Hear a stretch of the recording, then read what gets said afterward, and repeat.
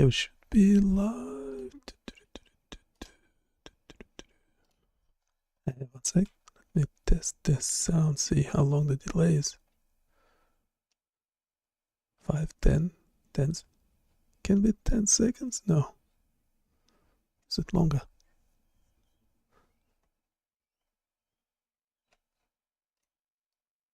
Okay, I think it's about 6 seconds, 6 seconds or so.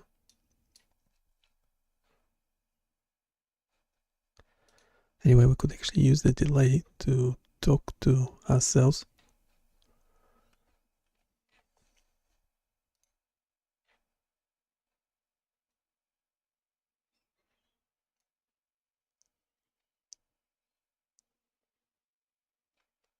Okay, so we're developing the website BioniChaos.com. We'll be doing a bunch of things. There's a bunch of new tools.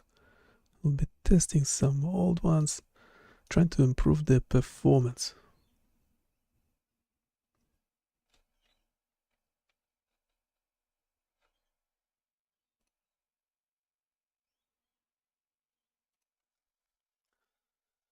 Okay. Feedback is actually annoying, so we'll do without the feedback.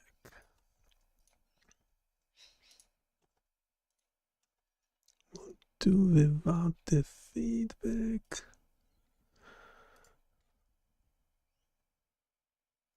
Yeah, so did you know that all the tools we develop live are freely available on BioniChaos.com?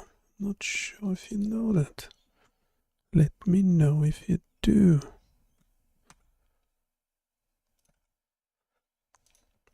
And you will hear a lot of AI later on, so just letting you know there is a human in the loop.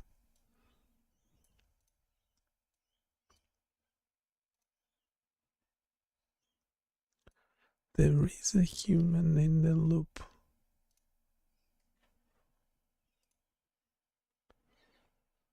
I'm testing this to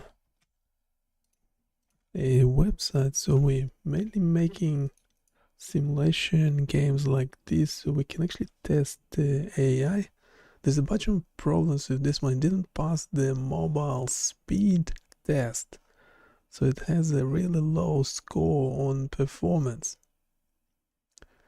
Very low score on performance. And to me, we were testing it ourselves and it was working fine.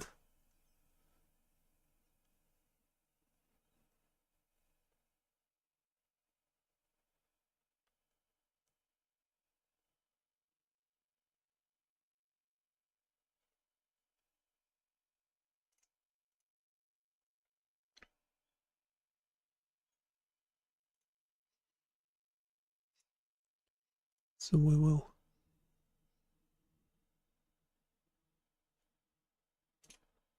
test it again.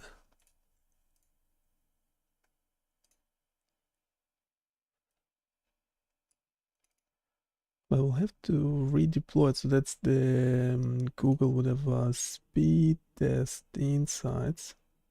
So you can see it didn't do so well. It has a poor performance.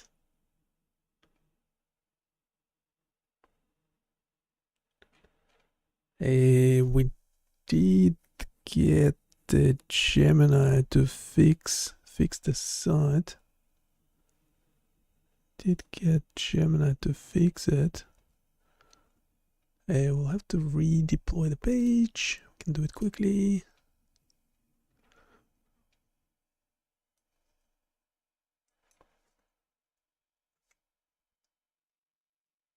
Well, we're kind of redeploying the entire website, but that's okay. But that should be okay. Completed successfully. We need to clear some cache. Still look. Oh crap. Wait, that will take a sec.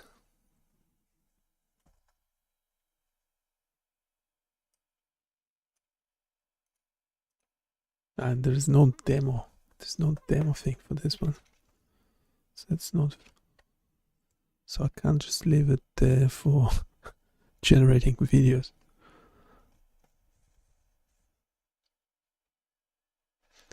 I cannot just leave it for generating videos.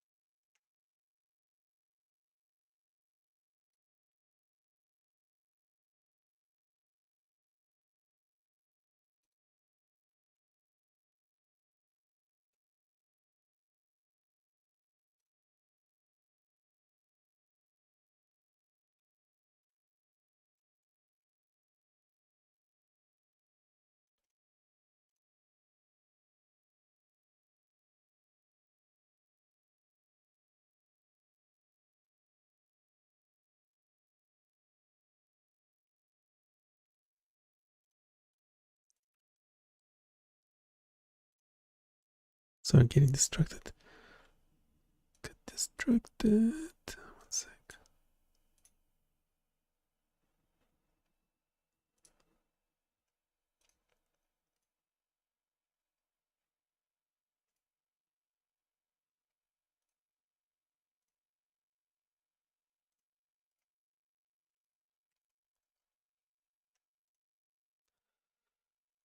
I said everything we do is on BioniChaos.com. Go check it out. Yeah, so that's the other thing. I can tell when I'm using this tool there's too much going on. Well, because my CPU and potentially GPU are going. Yes, that's quite a distinct sound, so I can just test it that way. And we don't want that.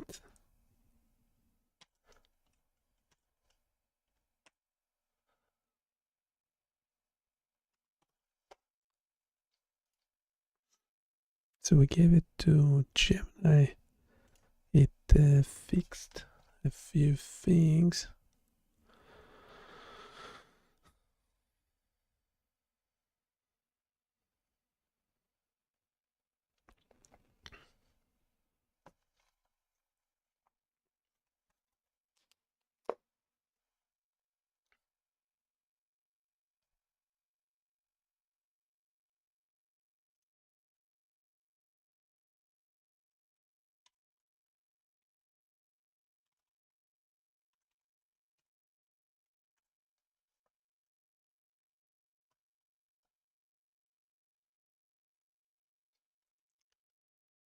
Okay, now need to clear the cache.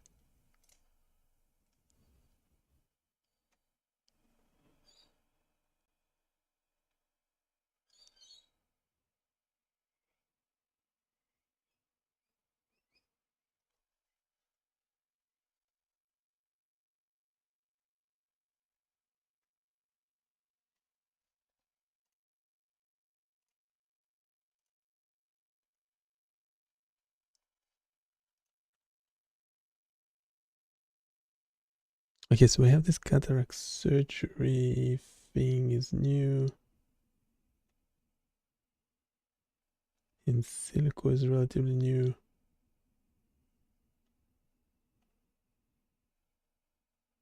Okay, the H switch doesn't have a tunnel. And okay, so the other things we were checking is that 3D ball kick. Yeah, this one. So now we have a new version of it.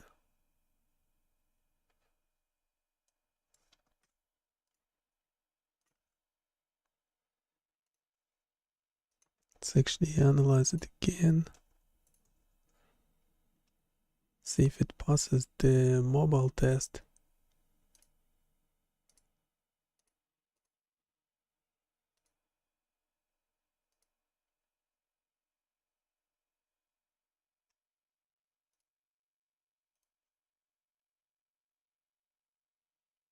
It's still failing the mobile test. I'm not sure why. Could it be because it's fetching the... Okay, the performance went... the performance went all the way up from 28 to 60.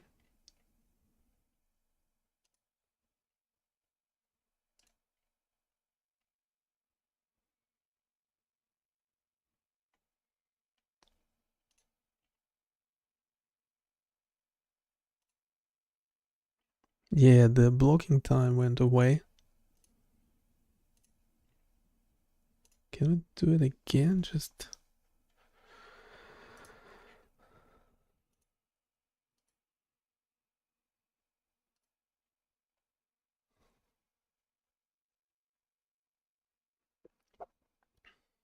I mean, it's much better. 28 to 60 is a significant improvement.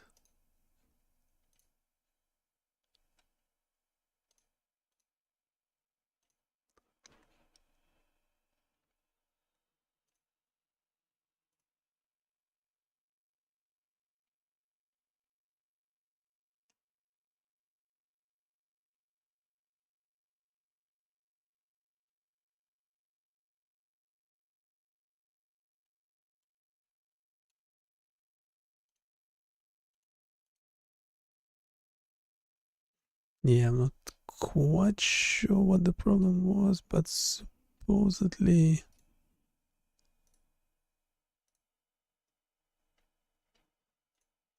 Gemini fixed it. It's not kinda the way we really want to do things.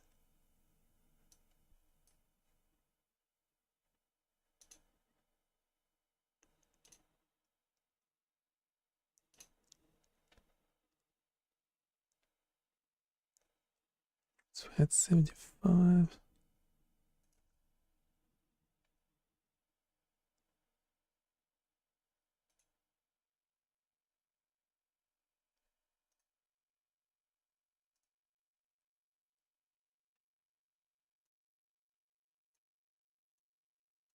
Yeah, they're kind of failing on mobile.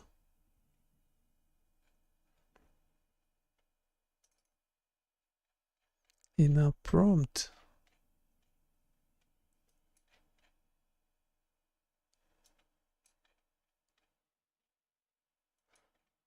Let's go back.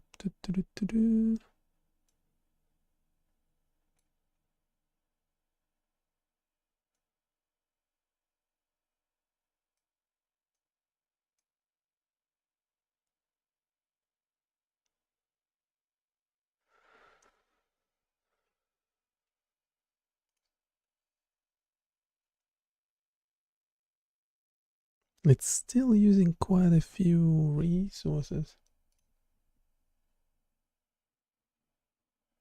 68 megabytes.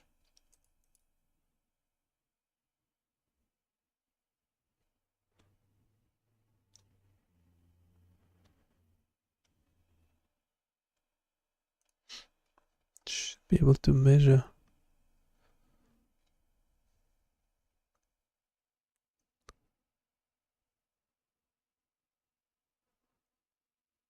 Should be able to measure what is it actually, how many resources it's actually using.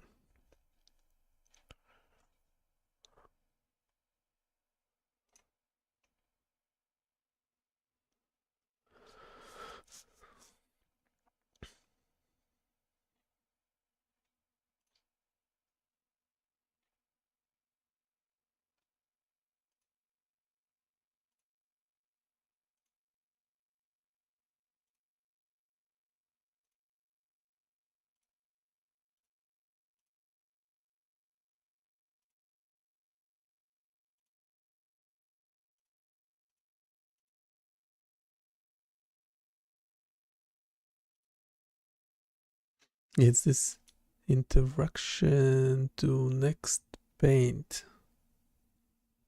that's failing still.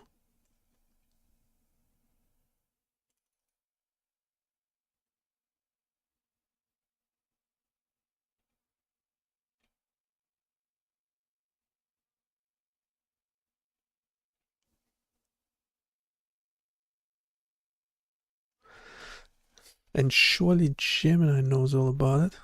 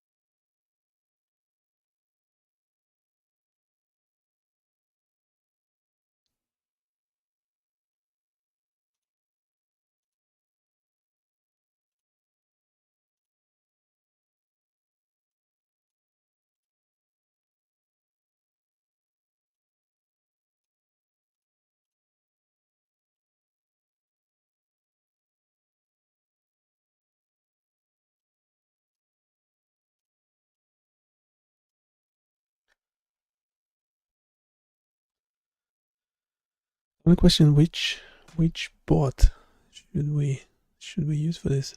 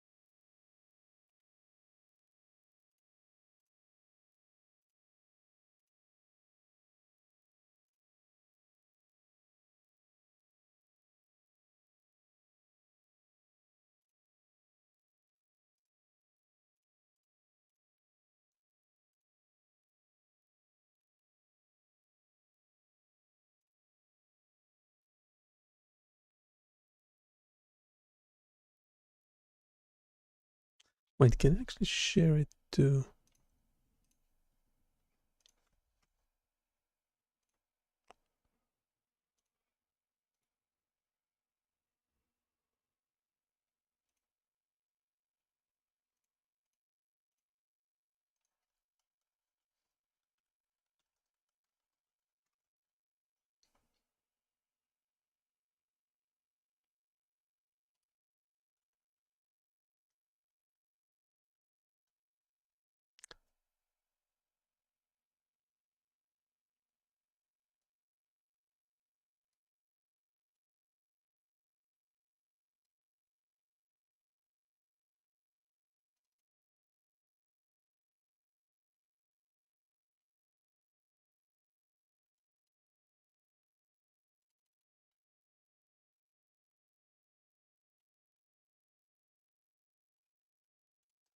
Why can't it be It says the direct HTML output of those specific page cannot be rendered live.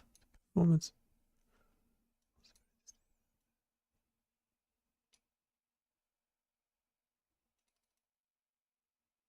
So it is pulling out information.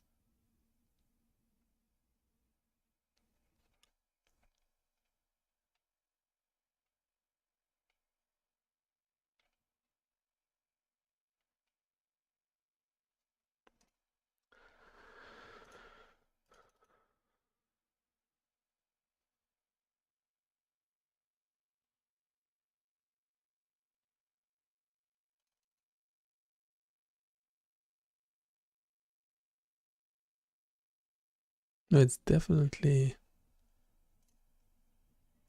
a read the specific, it's not a generic response. While the direct JSON HTML output of those specific page speed insights links cannot be rendered live, the performance profile of the 3D ball kick game on link to BioniChaos.com follows a very distinct and predictable pattern when comparing its mobile versus desktop performance. Because this application relies on 3.js for 3D WebGL rendering and Canon.js for real-time physics calculations, the performance discrepancy between mobile and desktop devices is fundamentally tied to hardware constraints rather than typical web optimization issues, like unoptimized images or slow server response. Here is an analysis of why this specific WebGL physics application performs drastically differently on mobile versus desktop. 1. Core Web Vitals impact. Total blocking time, TBT, and interaction to next paint, INP, on mobile. This is usually the worst performing metric for a WebGL game. Canon.js calculates physics matrix transformations on the main JavaScript thread. Mobile CPUs have significantly weaker single-core performance compared to desktops, leading to long execution loops that block user interactions, dragging to aim, kick. On desktop CPUs process these physics steps smoothly within the standard 16.7 milliseconds window required to maintain 60 FPS, keeping TBT near 0 ms. Largest contentful paint, LCP, on mobile. The LCP for this page is likely the element or the UI overlay container. Because mobile devices must download, parse, and compile large JS bundles, 3.js plus Canon.js, over potentially slower mobile networks on a weaker processor, the 3D scene takes much longer to initialize and paint. On desktop, hardware acceleration and fast network caching allow the canvas to initialize almost instantly. 2. The mobile throttle in PageSpeed Insights. Google PageSpeed Insights assesses mobile performance using Lighthouse, which intentionally emulates a Moto G4, a mid to low-tier mobile device, on a throttled 4G network. A mid-tier mobile processor running a continuous 3D physics loop will experience severe CPU bottlenecking during initialization. This throttling explains why the performance score on mobile might drop into the red or orange zones, e.g., 30 to 60, while desktop easily cruises into the green zone, e.g., 90 to 100. 3. Key diagnostic differences you will see. If you review the opportunities and diagnostics sections of your two links, you will notice these specific variances. Reduced JavaScript execution time. This warning will be highly critical on mobile.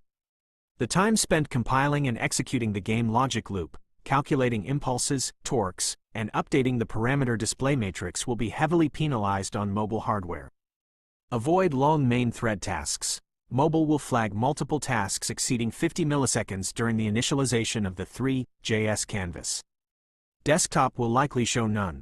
First input delay, INP. When a user taps and drags on a mobile screen to aim the ball, the touch event handler must fight for CPU cycles against the WebGL render loop. This creates noticeable input lag on mobile, whereas desktop mice interactions feel instantaneous.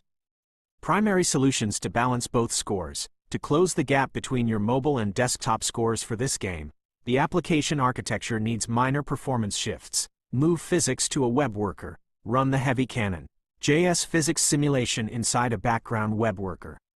This offloads the mathematical calculations from the main thread, dropping mobile TBT and INP to near 0. Code splitting, lazy loading. Ensure that the 3.js and Canon.js scripts do not block the initial HTML page render. Use async or defer tags, or load the canvas assets only after the initial DOM UI is fully painted.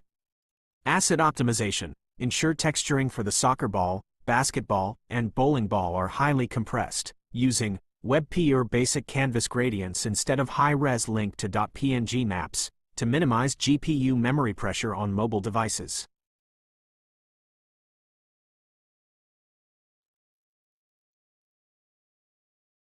Yeah, okay, that's interesting. I was actually trying to compare, actually gave it two wrong links. It's meant to be mobile to mobile comparison.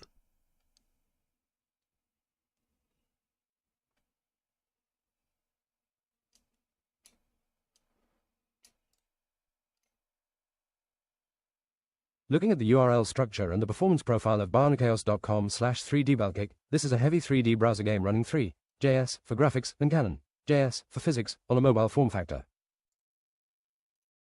When you see variations between two mobile page speed tests on a WebGL, canvas-based page like this, the differences almost always stem from how the mobile emulator throttling interacts with the script execution. Here is a breakdown of what typically changes between two such runs and what you should look for in your specific reports.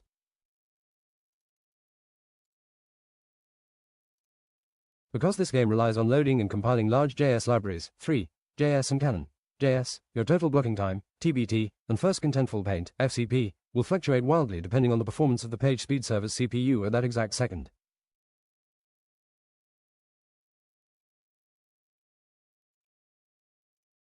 Check report A versus B. Look at the Performance tab under Diagnostic to reduce JavaScript execution time. One report likely caught a longer CPU spike during script parsing.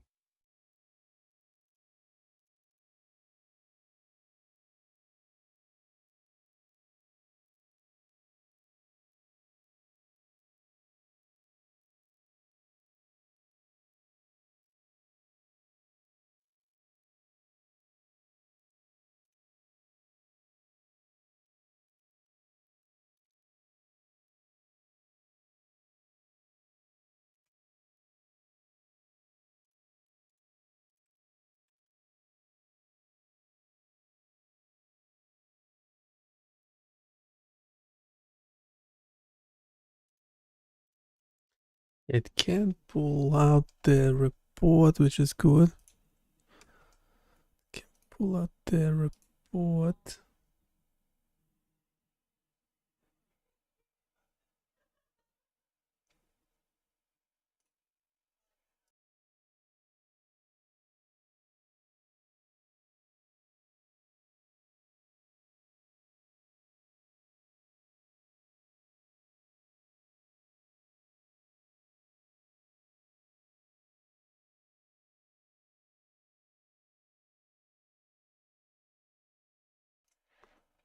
Okay, let's give it to...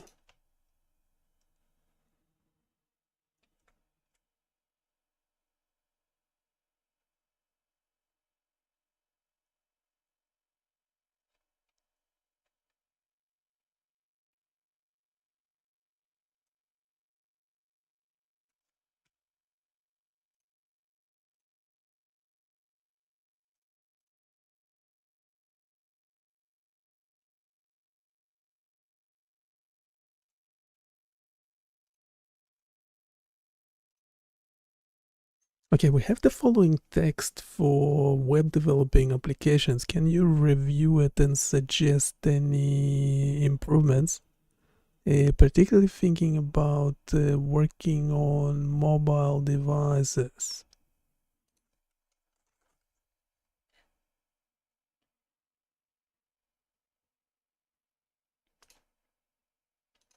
This is the prompt that we were using so far.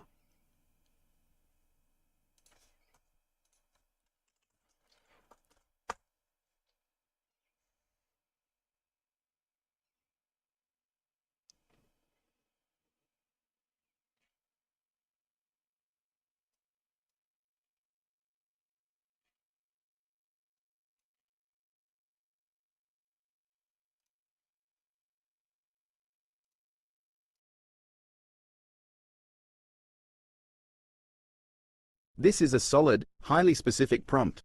It already covers crucial constraints, like avoiding external libraries and managing the viewport height. However, designing high-fidelity, interactive canvas simulations that work flawlessly on mobile devices requires handling some notoriously tricky edge cases. Here is a review of your current prompt, followed by a mobile-optimized version you can copy and paste. Review and mobile pitfalls to address. The 80VH canvas trap. Setting a canvas to 80% of viewable height, 80VH, often breaks on mobile browsers, like Safari or Chrome for iOS, because the mobile address bar changes size when scrolling. If not managed properly, your canvas will jump or overflow. Touch events versus mouse events. Simply saying, works with touchscreen, can result in standard click delays, 300 milliseconds, or broken drag and drop mechanics. Mobile needs explicit touch start, touch move, and touch end handling, alongside prevent default, to stop the whole page from bouncing when a user interacts with the canvas. Audio, sonification, restrictions. Mobile browsers strictly block audio from playing automatically. Even if a demo mode triggers after 10 seconds of inactivity, the audio will fail unless the user has explicitly tapped the screen first. Button targets. Mobile users have thumbs, not precise mouse pointers. Controls need to be large enough, at least 44 by 44 pixels, so they aren't impossible to tap. Optimized prompt for mobile web apps. Here is the revised prompt. The additions specifically targeting mobile responsiveness and touch safety are bolded for your review. Pro tip for your implementation. When you run this prompt and get the code, keep an eye on how the AI handles the canvas CSS. To truly fix the mobile height issue, the CSS for the container should look something like this. Does your simulation require complex touch gestures like pinching to zoom, or is it mostly simple tapping and dragging?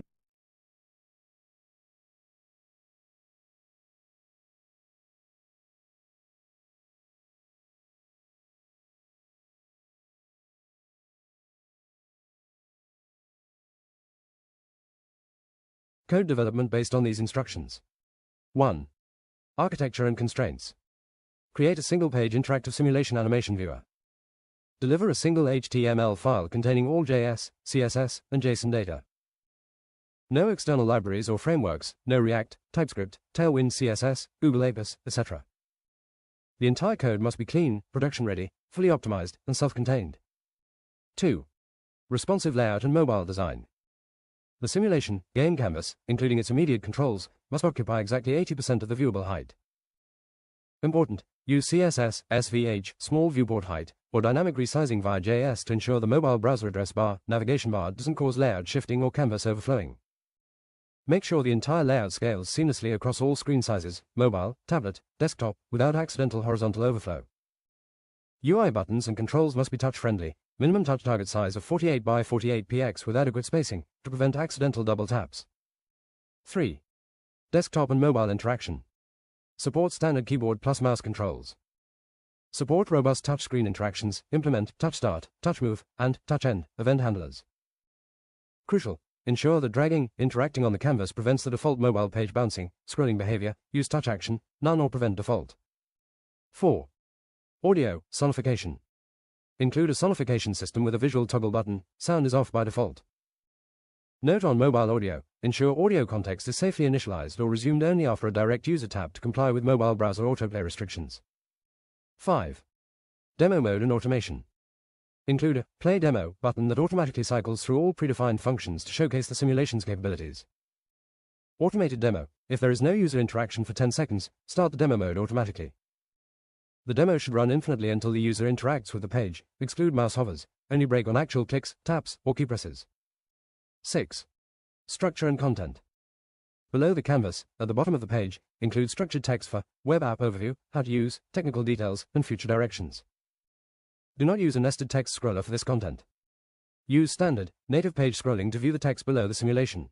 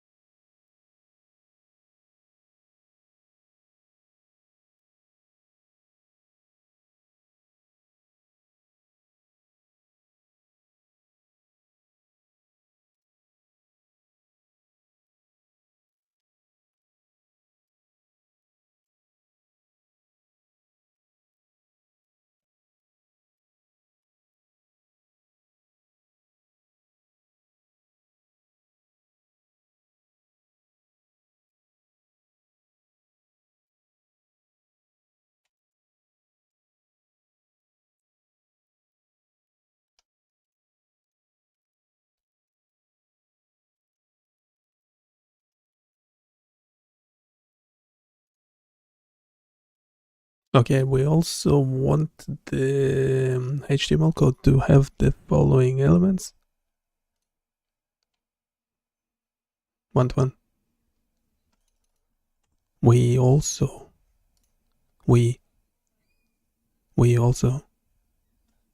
something taking my audio.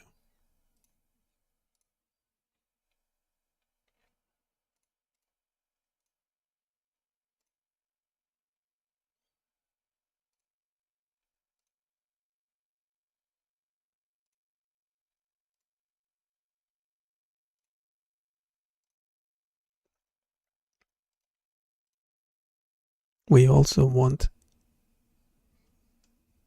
the HTML to have the following elements.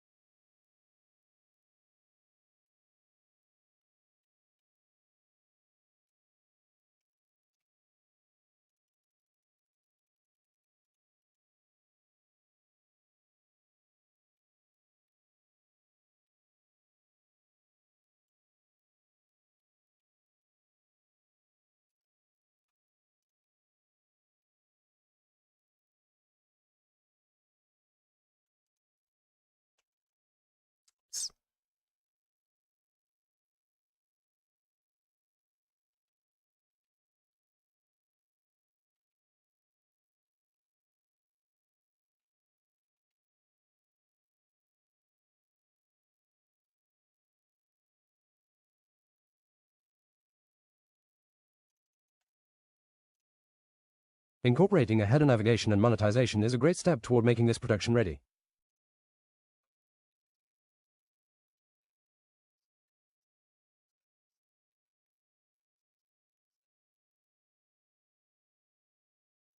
There's a few problems with that.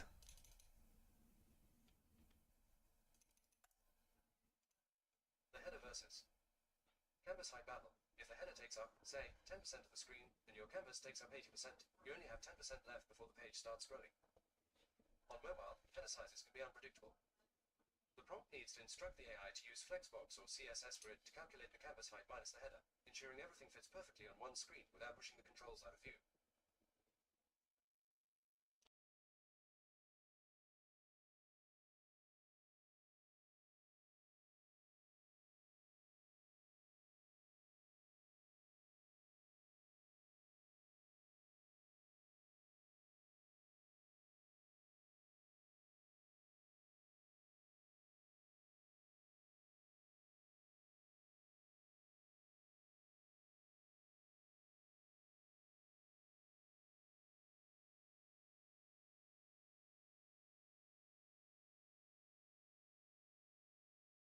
Google AdSense layer.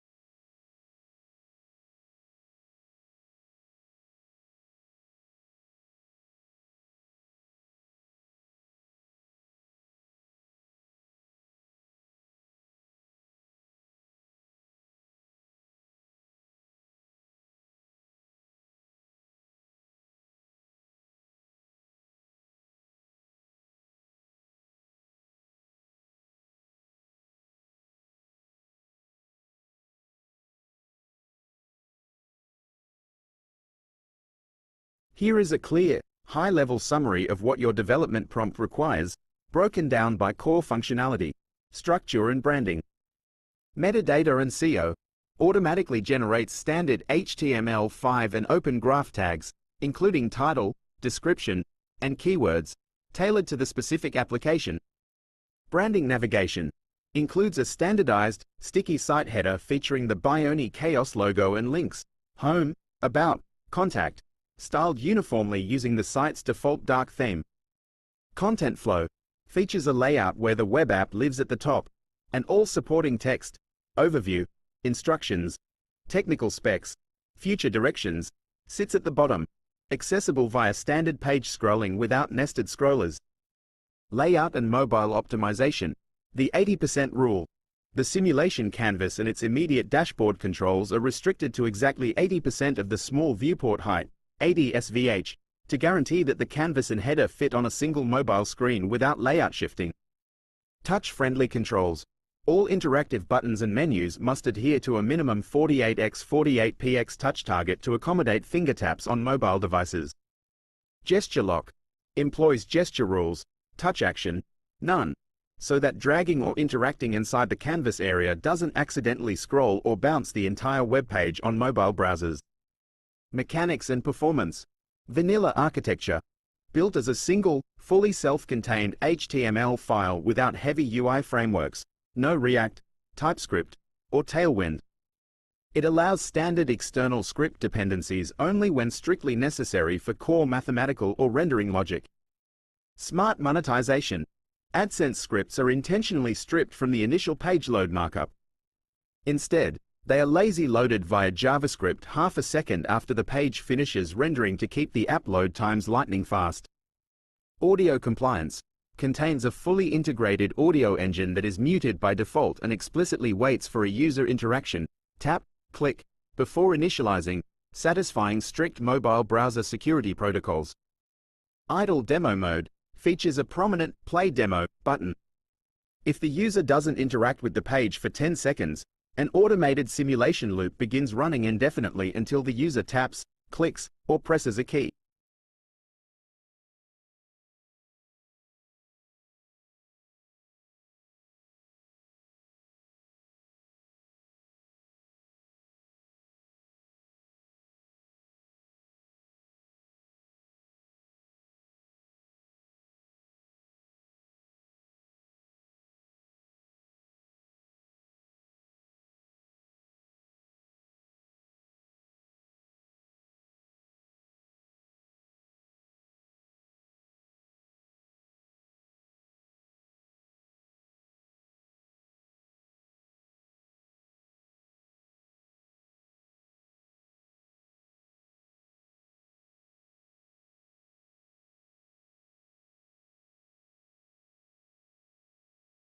Interaction, input controls and INP optimization.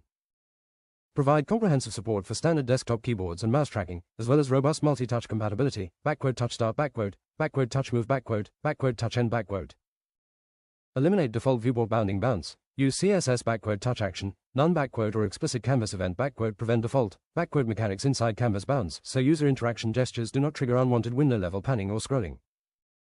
Strict performance, INP target. Ensure excellent interaction to next paint, INP, scores on mobile devices, targeting an interaction delay of * less than 200 milliseconds. To achieve this, keep all input event handlers lightweight. Break up long-running rendering or simulation calculations using request animation frame, or microtask splitting, set timeout.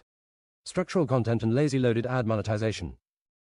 Below the upper 80% application viewport container, user-facing text layout blocks must flow naturally down the page. Include sections for web app overview, how to use, technical details, and future directions. Do not isolate this text in an overflow scroll div. Use normal, native document page scrolling to read below the simulation view. Lazy loaded Google AdSense. To maximize application initialization performance and prevent rendering freezes, do not include the AdSense code inline in the markup. Instead, write a clean JavaScript event listener that waits for the window load event, waits an extra 500 milliseconds, and then programmatically creates and appends the script element to the DOM, injecting the add unit wrapper inside the bottom text section.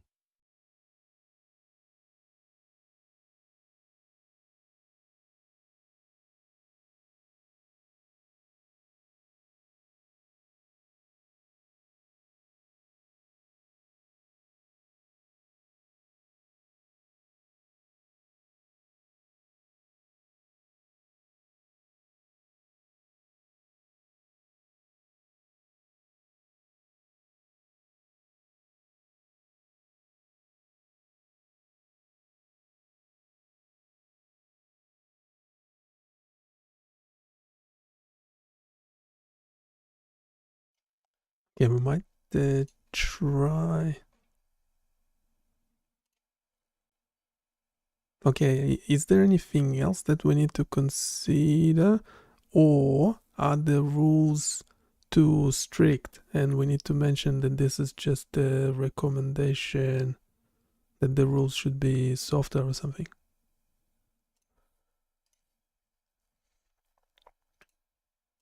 The rules are strict. The rules are strict, but for high-performance canvas applications on mobile, strict is exactly what you want. AI models tend to write sloppy, desktop-first code by default. Giving it hard constraints forces it to handle layout calculations and touch inputs correctly on the first try. That said, there is one section that is a bit too rigid and might cause the AI to generate broken code or get confused, the 80% canvas height calculation. If you tell it strictly to make the canvas 80 SVH while also including a sticky header, the header might push the canvas down, creating an unexpected scroll bar. Instead of making the rules softer across the board, you just need to tell the AI to treat the 80% rule as a layout goal and let it use smart CSS to achieve it. Replace section 5 in your prompt with this updated version. It softens the absolute math, but keeps the performance and mobile layout requirements rock solid.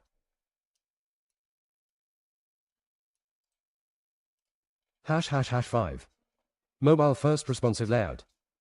The primary app interaction zone, consisting of the simulation canvas element and its core controls, should target roughly 80% of the viewable screen space as a layout goal. Flexbox, grid adaptive design, do not hardcode rigid pixel or absolute percentage heights that ignore the header.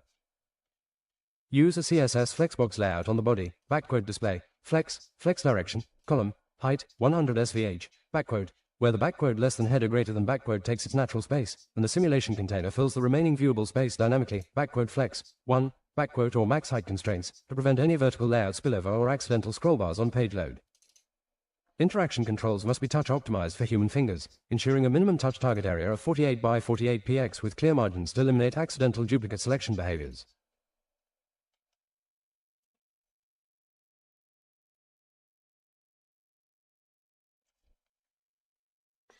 Okay, we actually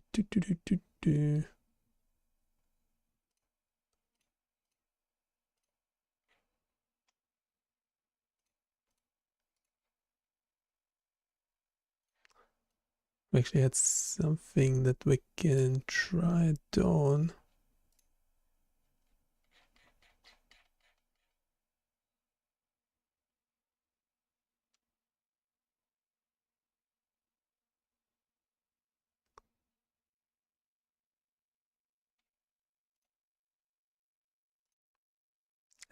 Can we try and follow the following instructions?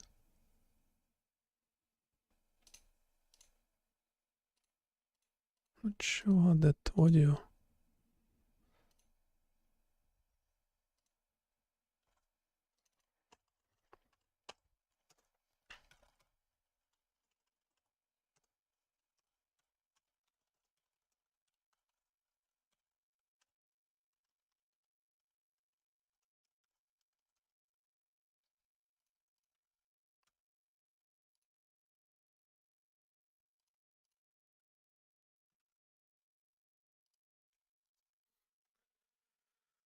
We'll have the original code and the modified version.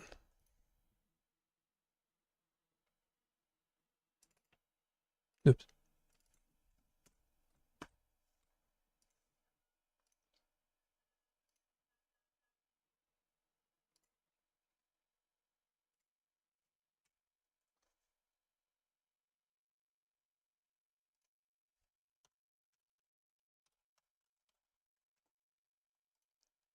Just do one by one.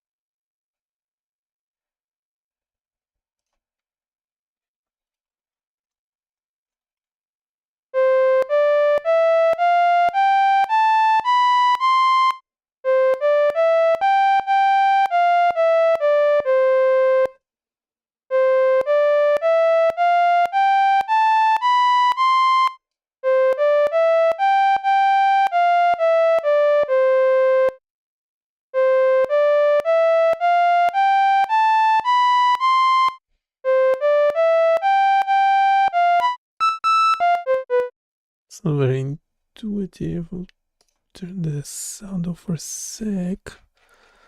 The real reason we're doing it is to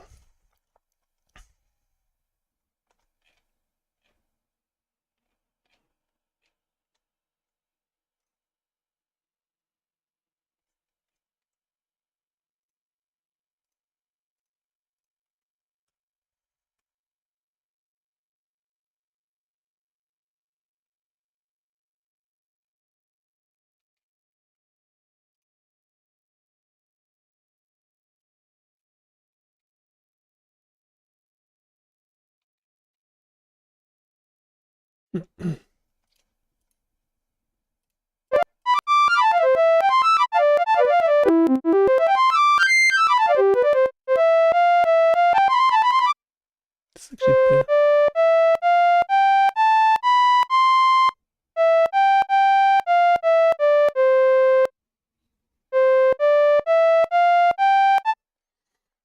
It's more intuitive the touch.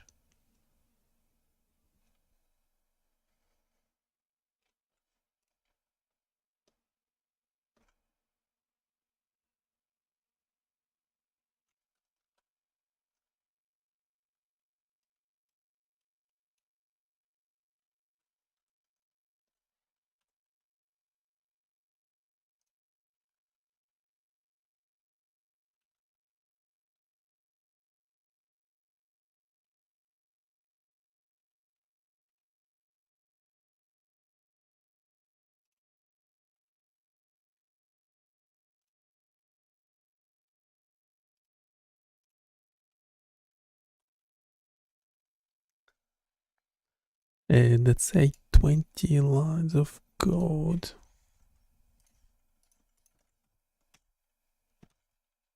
Oof.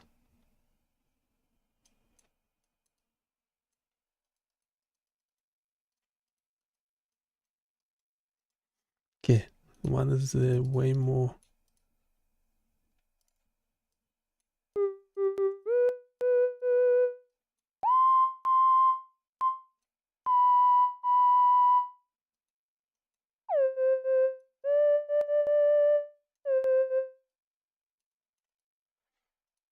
Second one is way more advanced, but which one?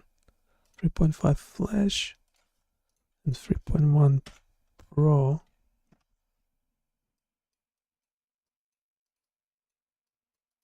Yeah, that one's better. The more advanced, yes, is advanced, but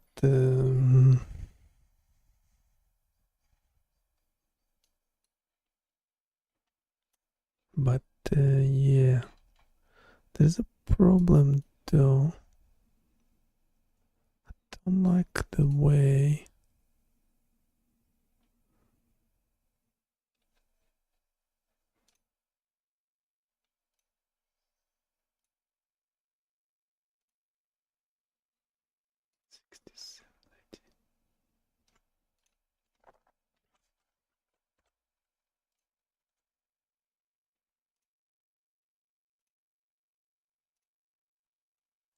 why didn't it just take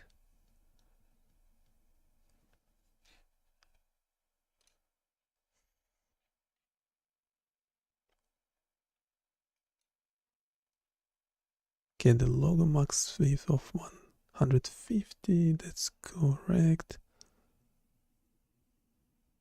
Navigation.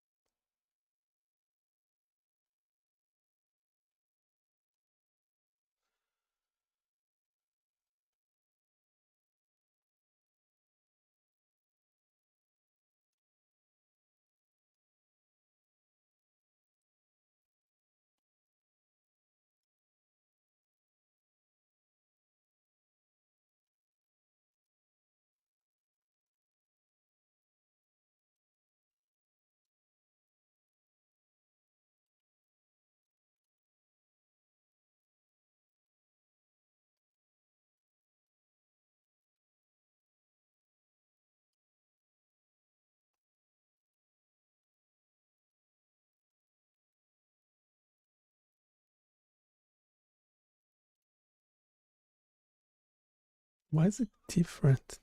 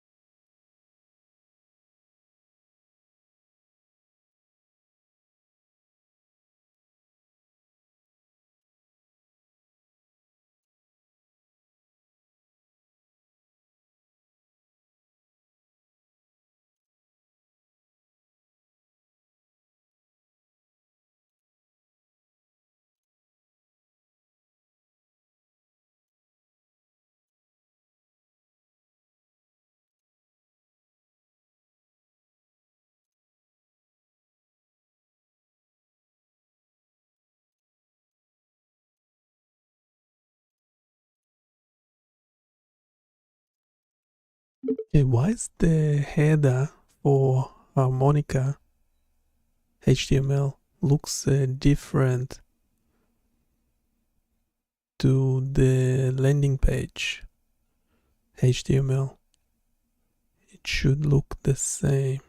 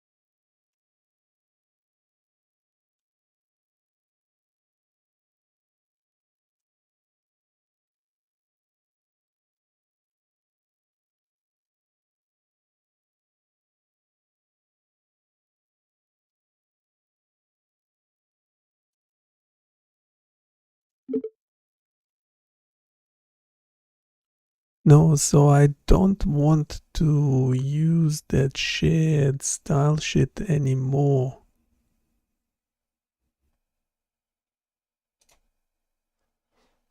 Should be able to adjust it locally.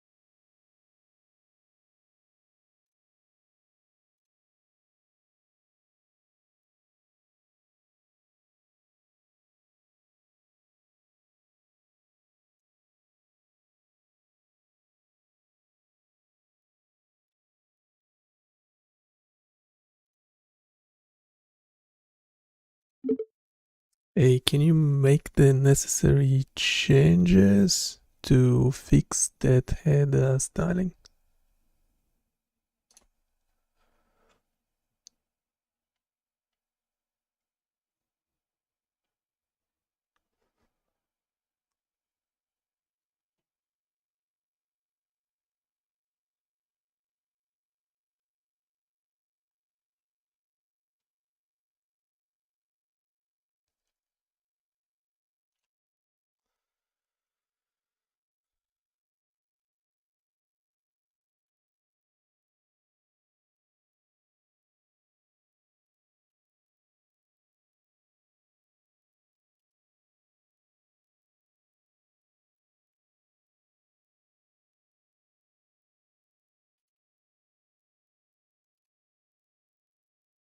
No, it stuffed it up, stuffed it up.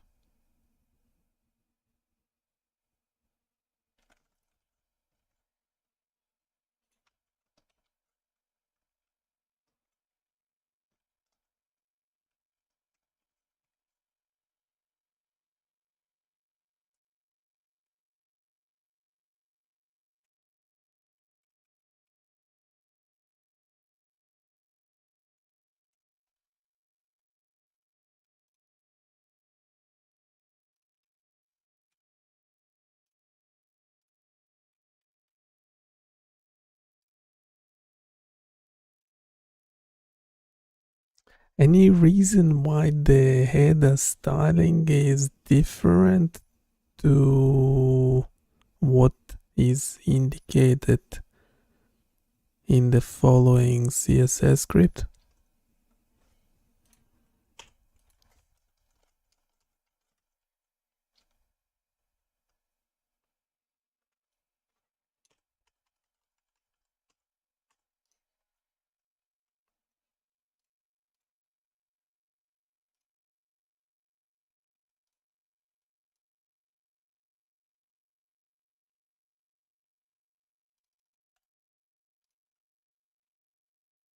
If you noticed a mismatch between your original CSS file and how things are behaving, you caught a very real conflict built right into that code. There are a few major internal contradictions within this specific style sheet that explain why your layout, especially the header navigation, looks or acts differently than expected. Your CSS file defines styles for header and nav twice, using completely opposite layout philosophies. Look at these two blocks existing in the same file.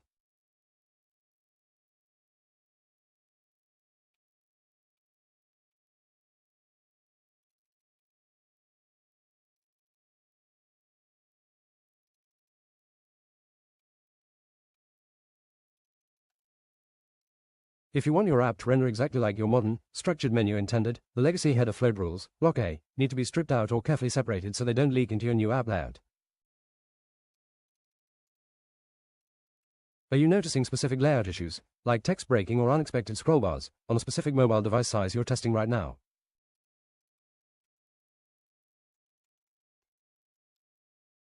I essentially want it to be the same as this page.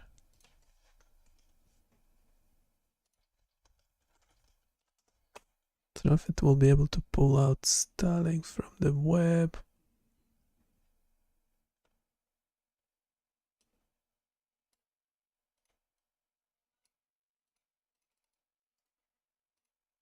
To ensure your new single-page application integrates flawlessly with the existing layout of your site, the prompt needs a dedicated app shell layout instruction. By defining the exact parent containers, the AI will build a layout that locks the header to the top, frames the interaction canvas perfectly, and pushes the text and monetization content to the natural page scroll below.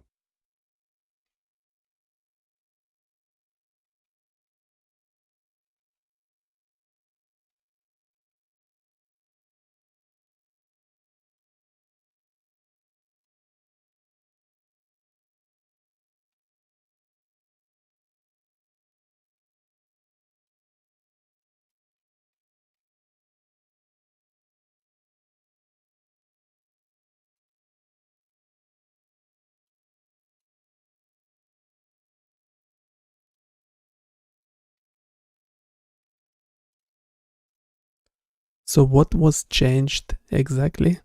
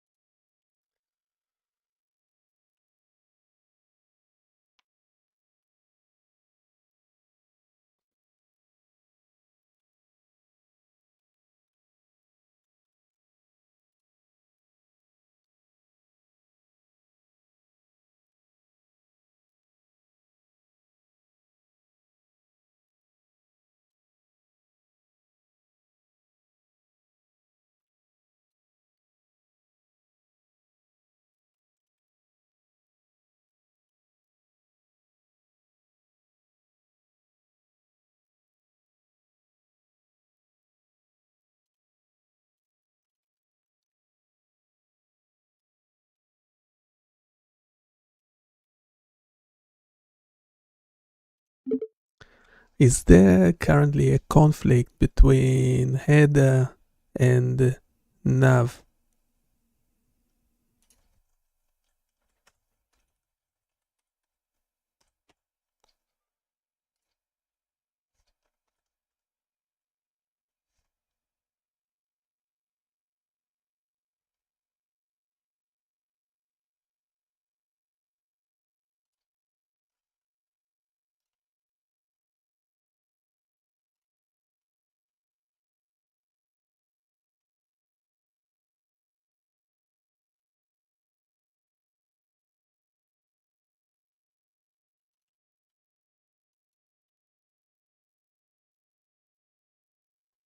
Okay, yes, there's a conflict.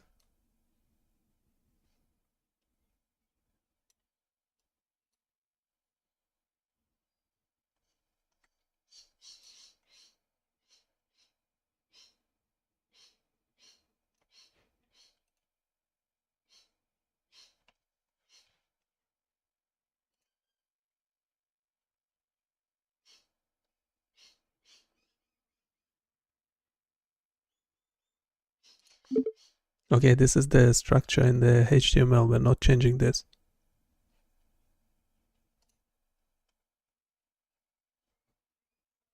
It should loop back to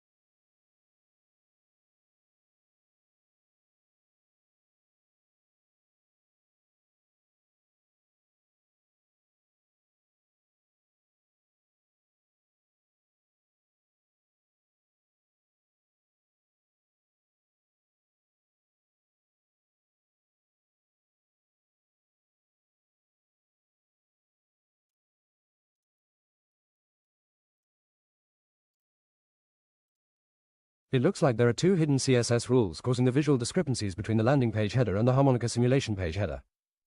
The breakdown.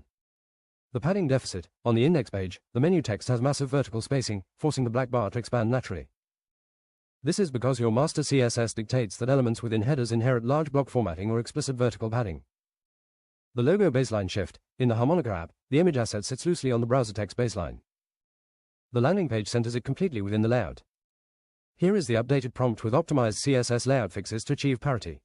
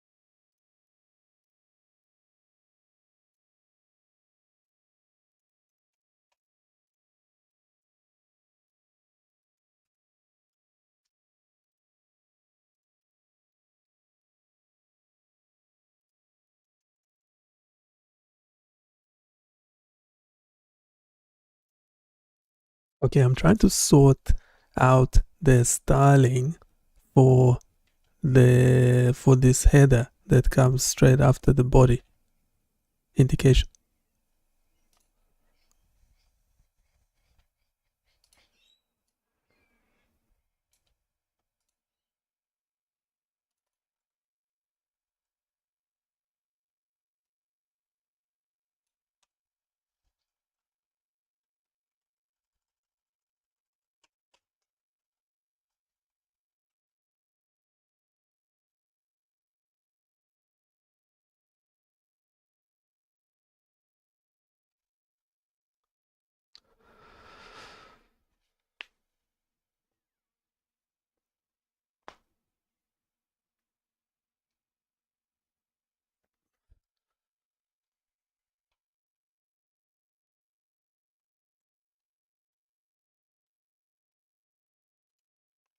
Can we extract only the necessary bits from the following long CSS script?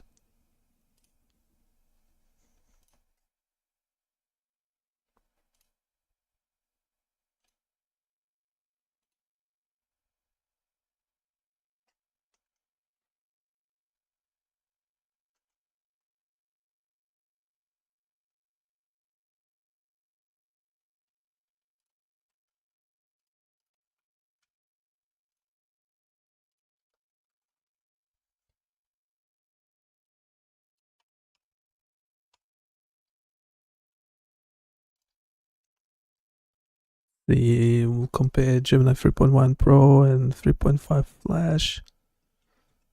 Spent too much time on this. Okay, the Flash is already generating.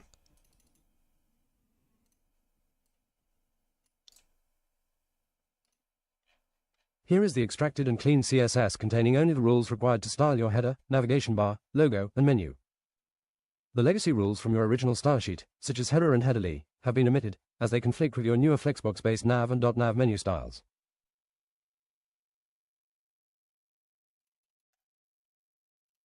Here is the extracted CSS. I have removed all the rules that do not apply to your HTML snippet and trimmed down the root variables to only the ones actually referenced in the header.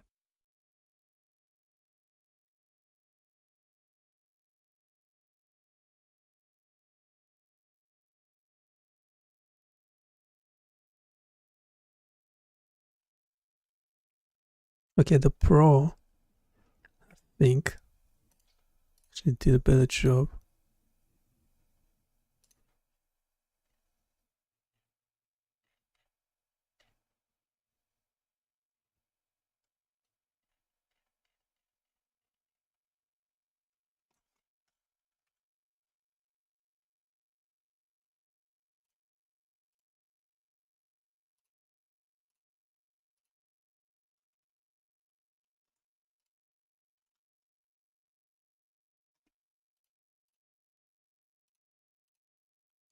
Okay, it actually fixed it. We had to just prompt from scratch.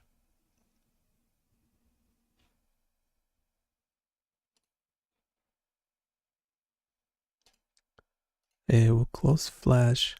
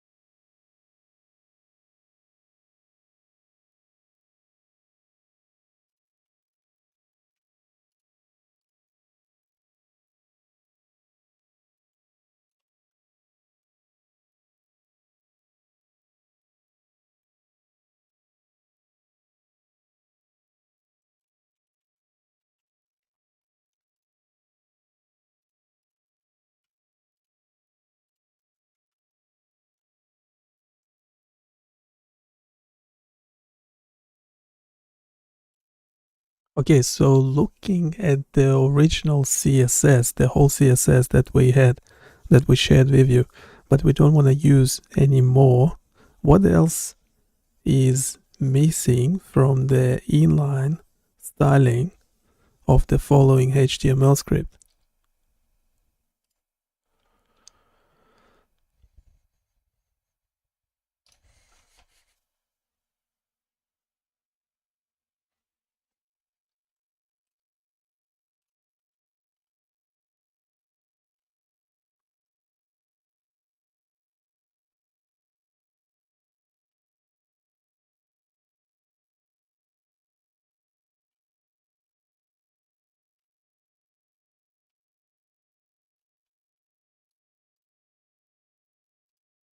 Based on the original styles.css you shared earlier, your new inline less than style greater than block is missing the typography, spacing, and content wrapper styling that makes the text readable.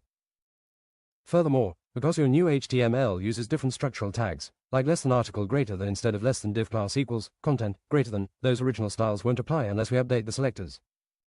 Here is exactly what is missing from the original CSS, along with a heads up about your new app UI elements.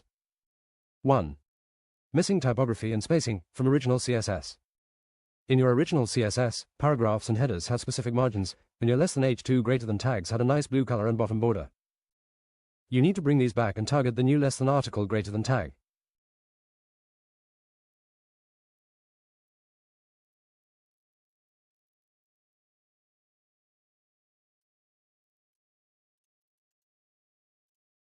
While you ask about the original CSS, your new HTML introduces a bunch of new elements for the harmonica simulator that have zero styling currently. Without adding CSS for these, your app will look broken.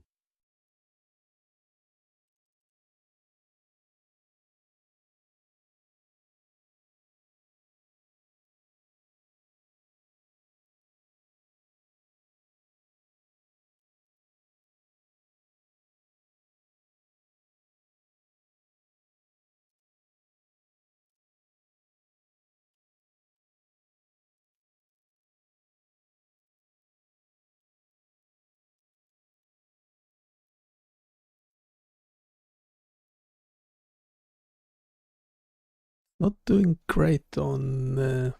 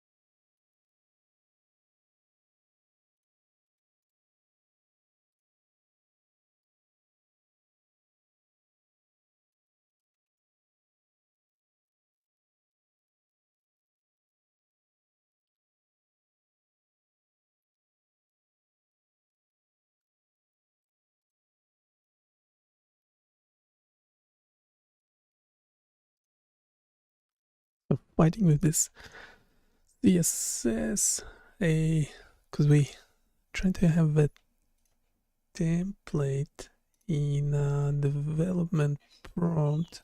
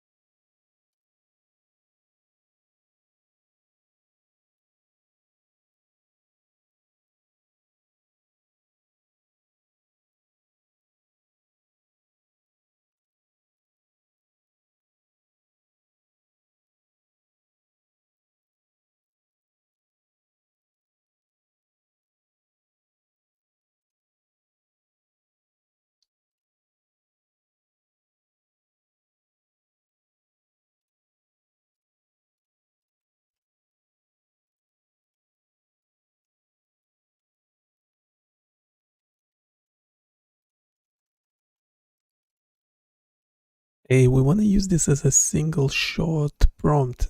Are there any issues or anything we haven't considered?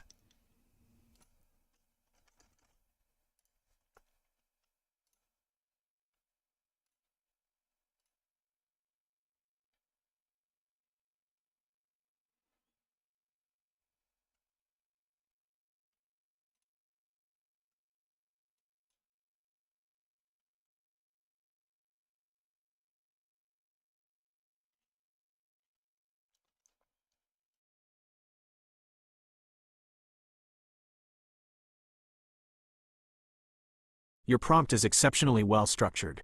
Forcing the AI to handle non-functional requirements up front, like mobile touch targets, 48 times 48, text, px, interaction to next paint, INP, mitigation, web audio suspension, and lazy loading scripts, is an excellent approach to prevent standard AA coding shortcuts.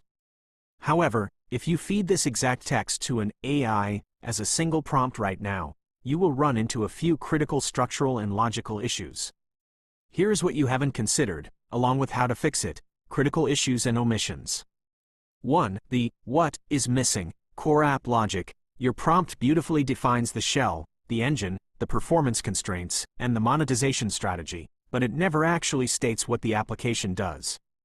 Without specifying a subject, the AI will either throw an error or arbitrarily invent a basic placeholder, like a generic bouncing ball or a random particle canvas. You need a dedicated section defining the actual interactive simulation tool. 2. The CSS viewport paradox. There is a direct layout conflict between Section 5 and Section 9. Section 5 dictates HTML, body, height, 100 SVH, display, flex, flex direction, column, to keep the app fitting perfectly on page load with no vertical layout spillover or accidental scroll bars. Section 9 dictates, do not isolate this text in an overflow scroll div. Use normal, native document page scrolling to read below the simulation view.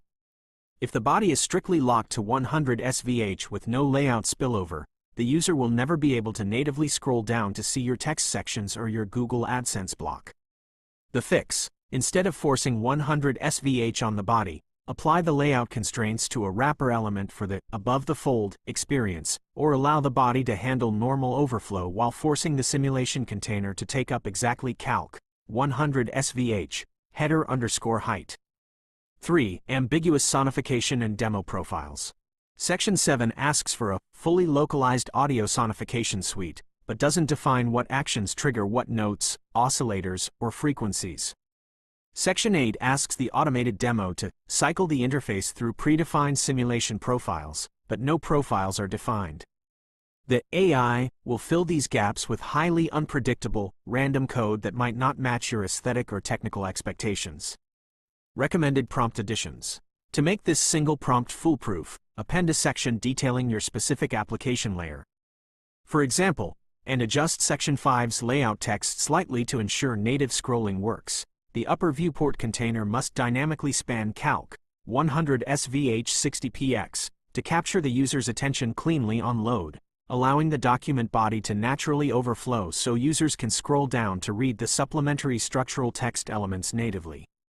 What specific type of interactive simulation or tool are you planning to deploy inside this core framework?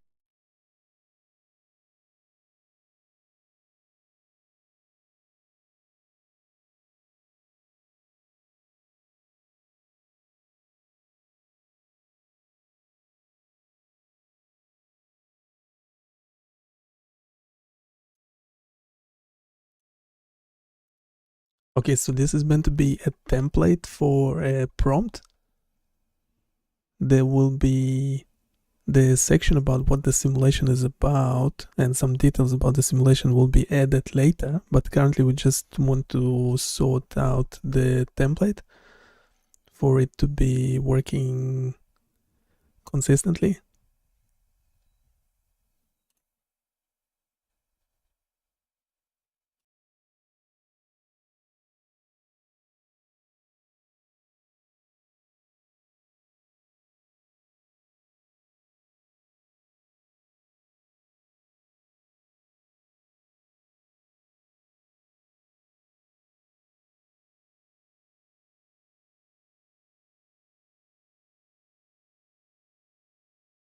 Got it.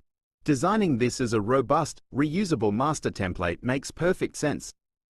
To make it work consistently across different LLM generations, we need to fix that CSS viewport conflict, add explicit structural anchors, and leave clear, plug-and-play slots for the future simulation logic.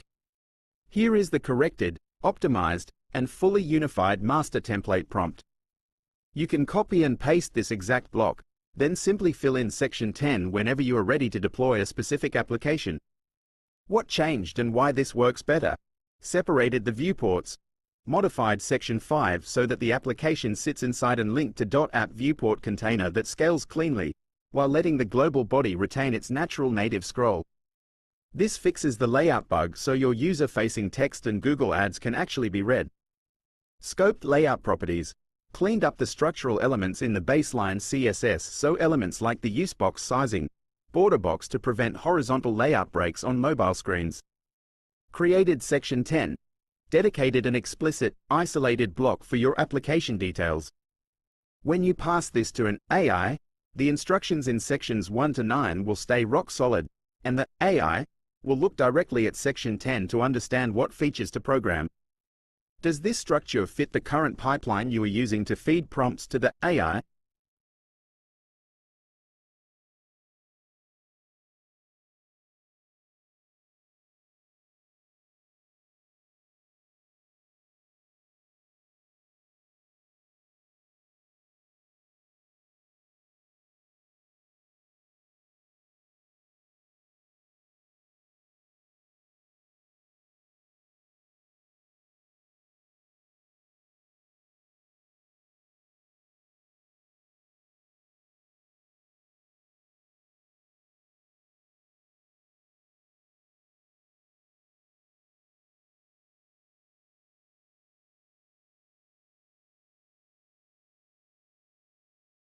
Okay, so currently we're just trying to apply this to the code for this harmonica simulation.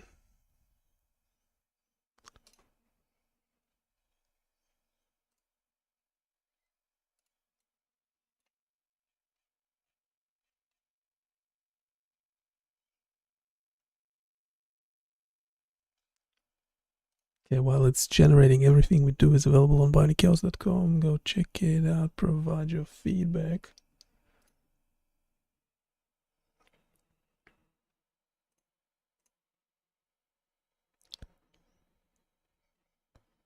We are doing all that development live.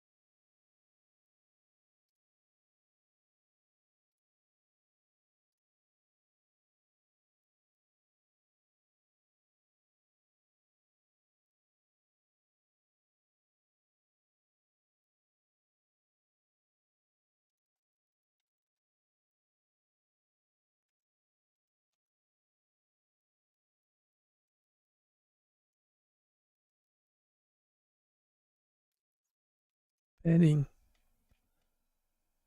has to go.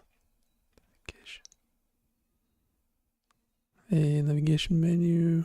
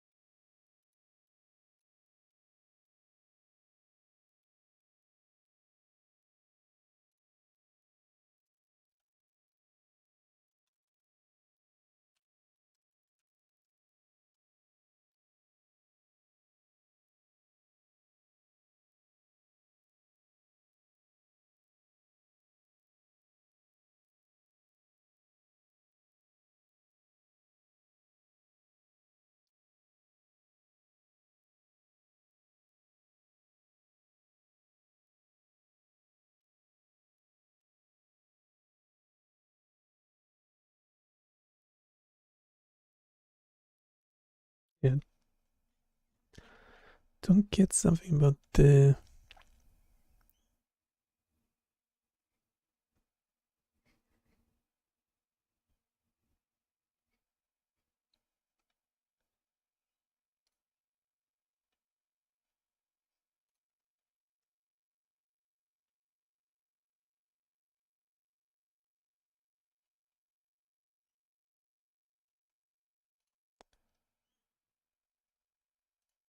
with the AdSense, is it just gonna be automated placement, or do I have to, or do we have to do it manually or something? Can you explain? Just plain text, don't change any code.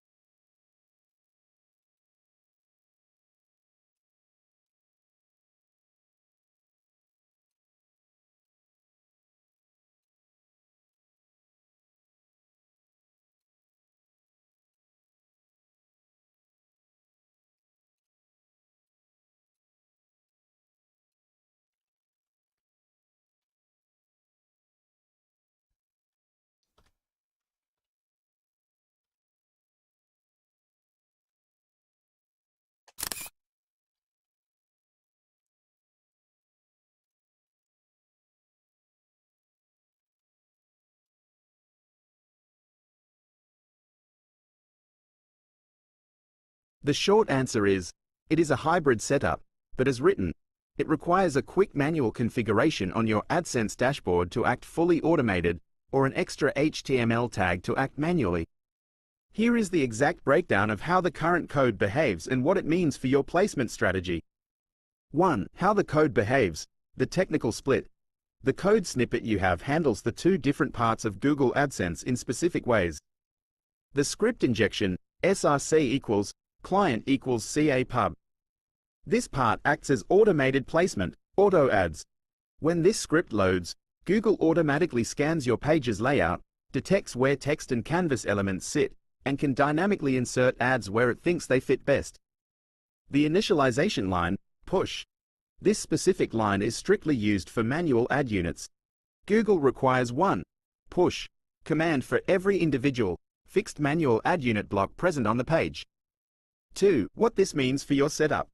Depending on how you want to manage your revenue and user experience, you have two clear paths with this exact template. Path A. Rely entirely on automated placement, auto ads. If you want Google to completely handle where the ads go without messing with your HTML layout, what happens? The script will load, and Google will automatically inject anchor ads, vignette ads, or in-page ads dynamically. Your action. You must log into your Google AdSense dashboard, go to Ads by site, and ensure that Auto Ads is toggled on for your domain. Note on the template, the push line at the bottom of the script will simply execute safely but passively because it won't find a manual ad tag to attach to. Path B. Rely on manual placement, fixed position. If you want the ad to appear exactly under your Future Directions section and nowhere else, to protect your simulation layout from being broken by automated ads, what happens? The push command actively searches the page for an empty AdSense placeholder layout to populate. Your action. While the JavaScript handles the heavy lifting, the AI will still need to output an empty HTML layout wrapper and tag inside the bottom text section for the ad to actually anchor to. Your dashboard action. You will need to create a specific display ad unit inside your AdSense dashboard to get your specific ad slot ID. Summary recommendation. If you want a completely hands-off approach where you never worry about layout overrides, Leave the template as is and turn Auto Ads ON in your Google AdSense dashboard. Google will treat that injected script as a green light to automatically place ads natively around your text blocks.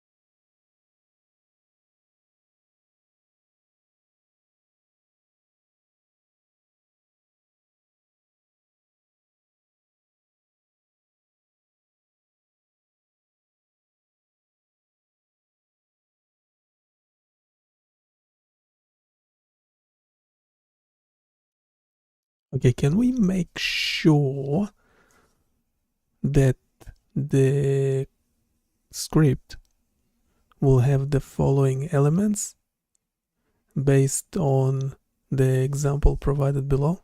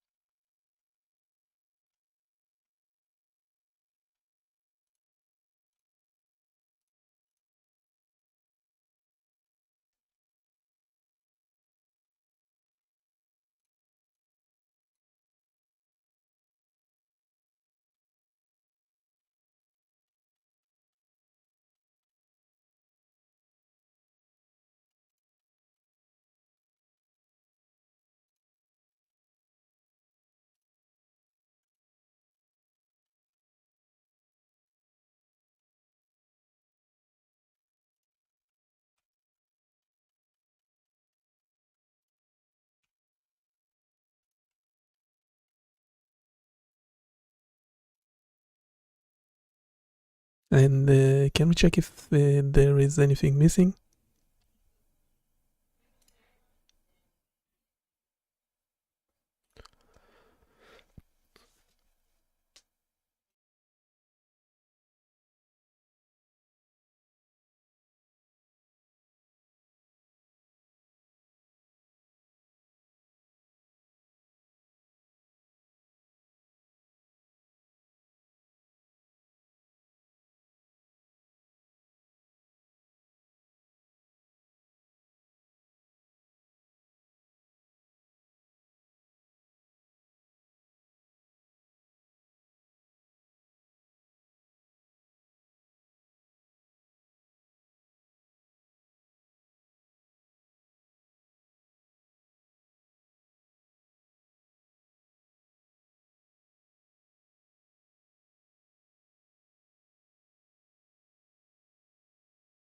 We are incredibly close to a bulletproof master template.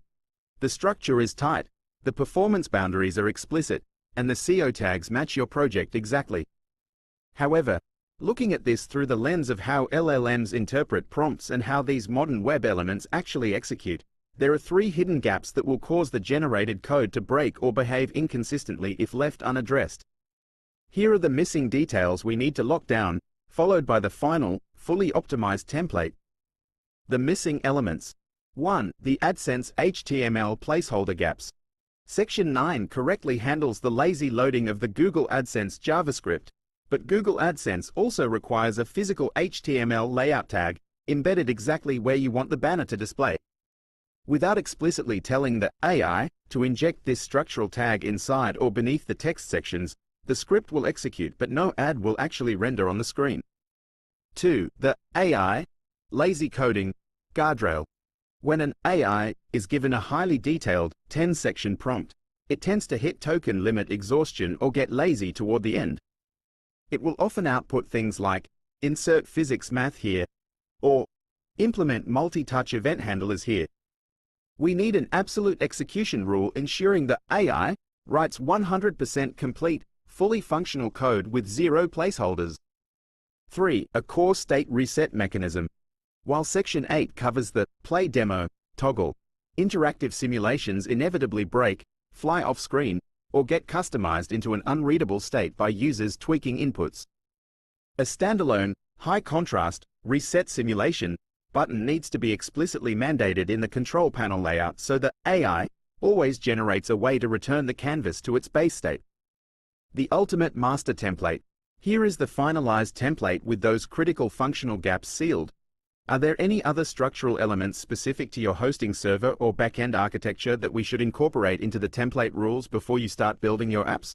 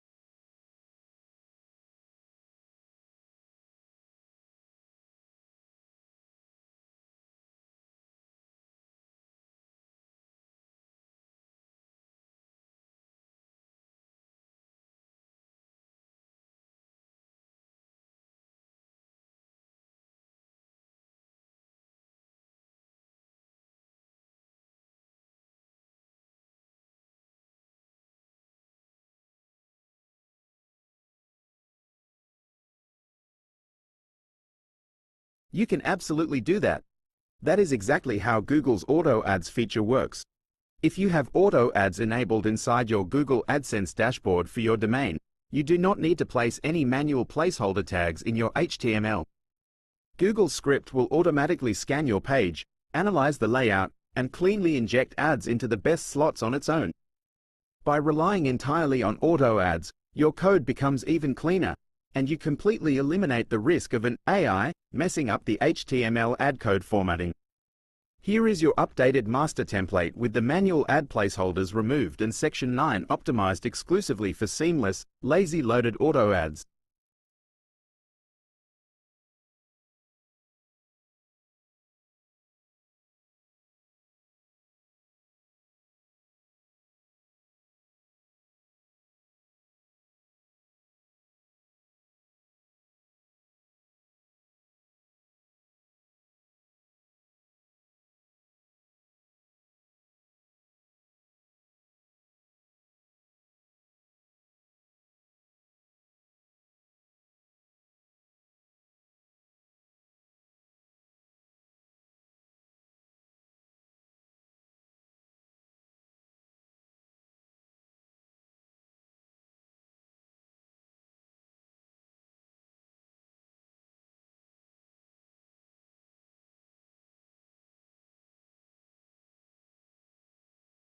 This comprehensive template acts as a structural blueprint for generating fully self-contained, production-ready single-page web applications that seamlessly integrate with a specific corporate identity. It mandates the inclusion of optimized SEO meta tags and open graph properties to maximize web discoverability, alongside a mandatory site-wide navigation header anchored perfectly at the top of the viewport. The architectural constraints strictly forbid the use of heavy external UI frameworks or custom utility style sheets, ensuring the entire application exists within a single clean file while safely permitting standard, core-specific libraries via content delivery networks when needed. To guarantee an exceptional user experience across all mobile and desktop devices, the layout architecture establishes an adaptive interaction zone that beautifully frames the main simulation above the fold while allowing the document body to retain native vertical scrolling. All user interaction controls are touch-optimized with generous target areas to prevent duplicate selections, and a prominent reset button ensures users can instantly restore the system to its baseline. Input tracking natively supports keyboards, mice, and robust multi-touch gestures while proactively eliminating viewport bounding bounce. Furthermore, Strict performance guardrails keep the main thread unblocked by splitting complex calculations into lighter animation frames to secure lightning-fast responsiveness during user interactions. Beyond the baseline interface, the framework integrates a localized audio sonification suite that strictly complies with mobile browser restrictions by remaining suspended until an intentional user gesture safely initializes the audio context. This is paired with an automated demo engine featuring an inactivity timer that triggers a continuous preset loop if no user events are captured for a brief period, instantly halting the moment the user interacts with the screen again. The lower half of the page cleanly displays essential informational sections covering the application overview, usage instructions, technical details, and future directions. This text flows naturally alongside automated monetization blocks that are programmatically lazy loaded well after the page initializes to preserve loading performance. Ultimately, all of these structural, behavioral, and performance rules converge onto an extensible execution layer where specific simulation logic can be plugged in directly.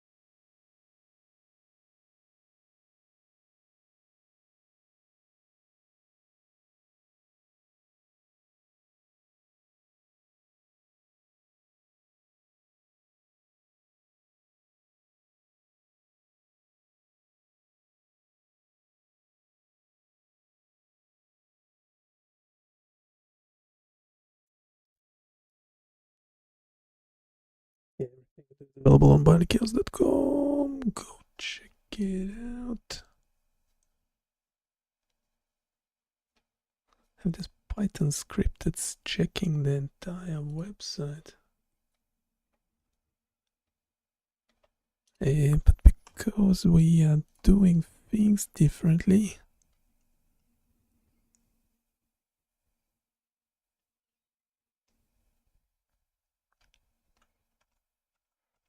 some things didn't work.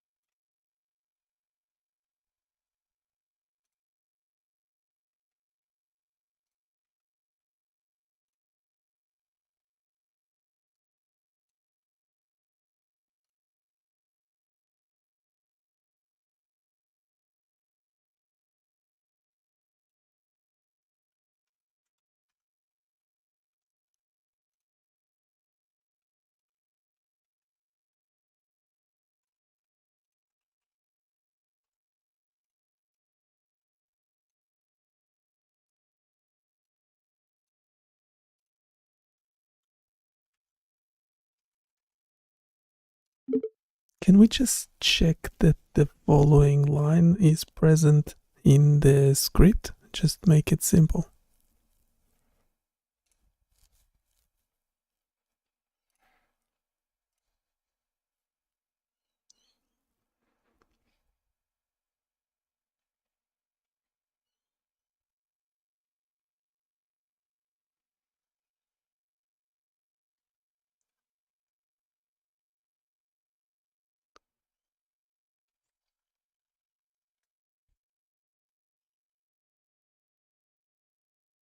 Searched for text page add2.googlesyndication.com/page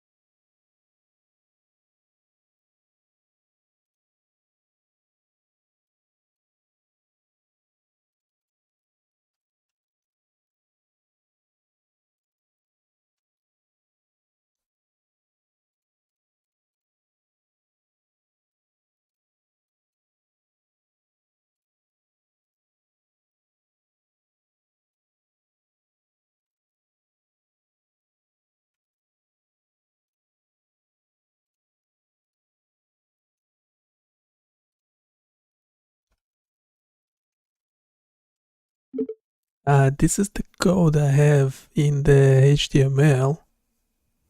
So why am I getting a log error?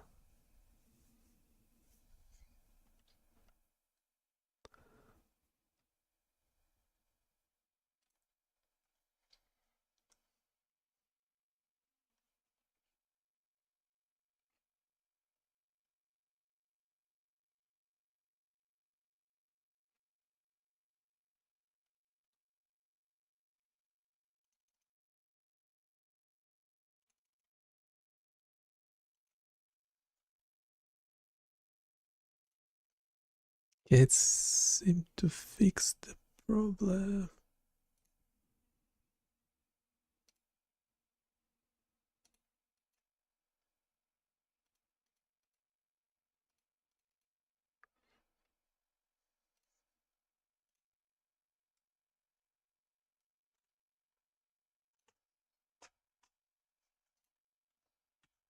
Just keep the message simpler.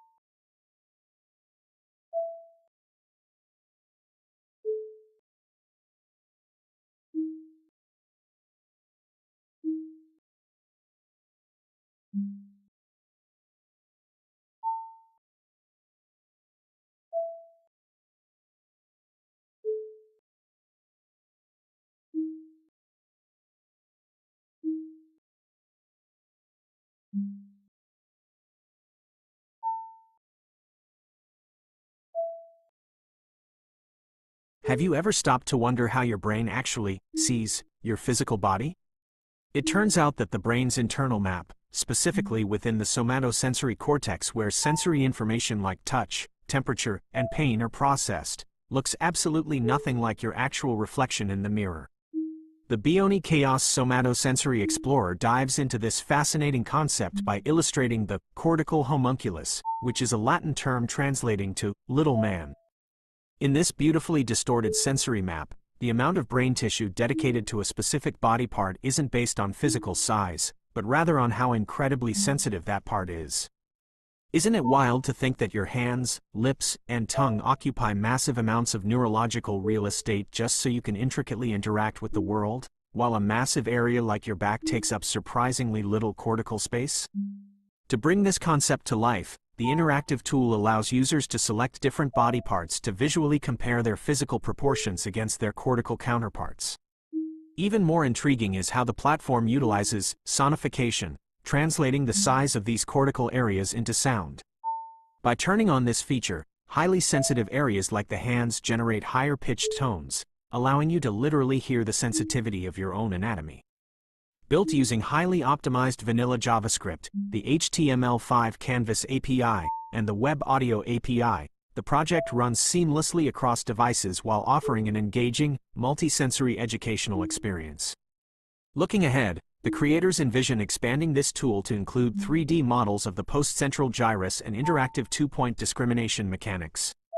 This future feature will perfectly explain why two distinct pokes on your back might feel like a single touch, while your fingertips can detect the same inputs with millimeter-scale precision. How much more could we understand about human anatomy if all complex biological systems were mapped out with such interactive, multisensory elegance?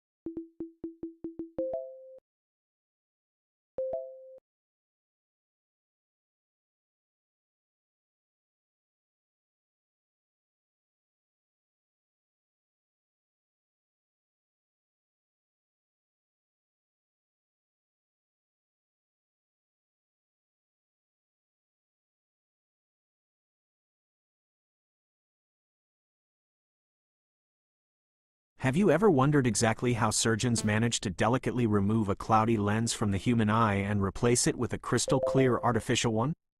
The BioniChaos interactive cataract surgery simulation brings this intricate procedure right to your screen, demystifying the highly complex world of micro-incisional phacoemulsification.